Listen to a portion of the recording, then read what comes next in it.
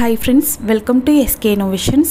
இன்னைக்கு நம்ம என்ன பார்க்க போறோம்னா புளி, லெமன், வினிகர், உப்பு இதெல்லாம் பயன்படுத்தாம பூஜை பாத்திரங்களை தண்ணியில ஊற வச்சு 5 நிமிஷத்துல எப்படி க்ளீன் பண்ணலாம் அப்படிங்கற வீடியோ தான் பார்க்க போறோம். இப்போ பாத்தீங்கன்னா என்கிட்ட இருக்கக்கூடிய பூஜை பாத்திரங்களை எடுத்து வச்சிட்டேன். இதில இருந்து நான் இந்த மஞ்சள் குங்குமம் எண்ணெய் பிசுக்கு இத மட்டும் நான் க்ளீன் பண்ணி எடுத்துக்கறேன். நீங்க டிஷ்யூ பேப்பராலியோ காட்டன் டவலாலியோ க்ளீன் பண்ணி எடுத்துக்கோங்க. இப்போ பாத்தீங்கன்னா நல்லா சுத்தமா தொடச்சி எடுத்தாச்சு. அடுத்து இப்போ ஒரு பாத்திரத்துல நார்மலான தண்ணி எடுத்துக்கலாம். சுடு தண்ணி இல்ல, நார்மல் வாட்டர் தான்.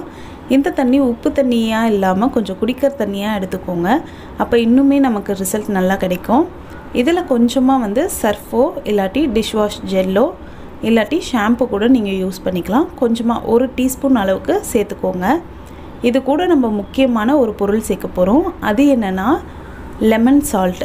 இது எல்லா கடைகள்லையுமே சூப்பர் மார்க்கெட்லேயுமே கிடைக்கும். அப்படி இல்லாட்டி நீங்கள் ஆன்லைனில் கூட அவைலபிளாக இருக்குது, வாங்கிக்கலாம். இது 1 டேபிள் ஸ்பூன் அளவுக்கு நம்ம சேர்க்க போகிறோம். பார்க்குறதுக்கு பார்த்திங்கன்னா சர்க்கரை மாதிரியே இருக்கும். 1 டேபிள் ஸ்பூன் சேர்த்தாலே போதும், ரொம்ப சேர்க்காதீங்க.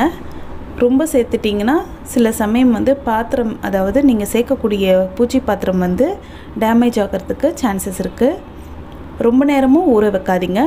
ஜஸ்ட்டு ஒரு 20லேருந்து 30 நிமிஷம் ஊற வச்சா போதும். இப்போ இந்த தண்ணியை நல்லா கலந்து விட்டுட்டு அந்த லெமன் சால்ட் நல்லா கரைஞ்சிட்ட பிறகு நம்மக்கிட்ட இருக்கக்கூடிய பூஜை பாத்திரங்களை சேர்த்துக்கலாம்.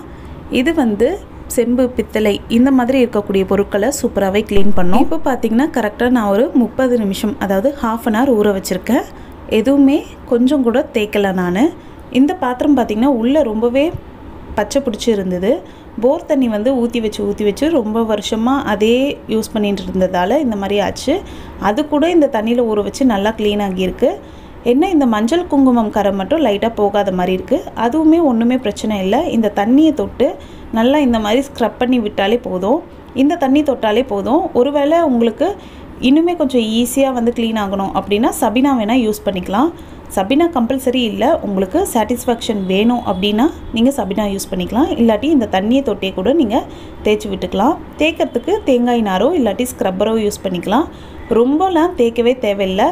ஜஸ்ட்டு நம்ம ஒரு டைம் ஸ்க்ரப் பண்ணி விட்டாலே போதும், சூப்பராக க்ளீன் ஆகிடும். பாருங்கள், இதுக்கு நம்ம புளி, லெமன், வினிகர் எதுவுமே யூஸ் பண்ணல, லெமன் சால்ட் மட்டும்தான். இப்போ நல்லா வாஷ் பண்ணியாச்சு. இதை நான் உங்களுக்கு தொடச்சிட்டு மஞ்சள் குங்குமமும் வச்சுட்டு உங்களுக்கு காட்டுறேன்.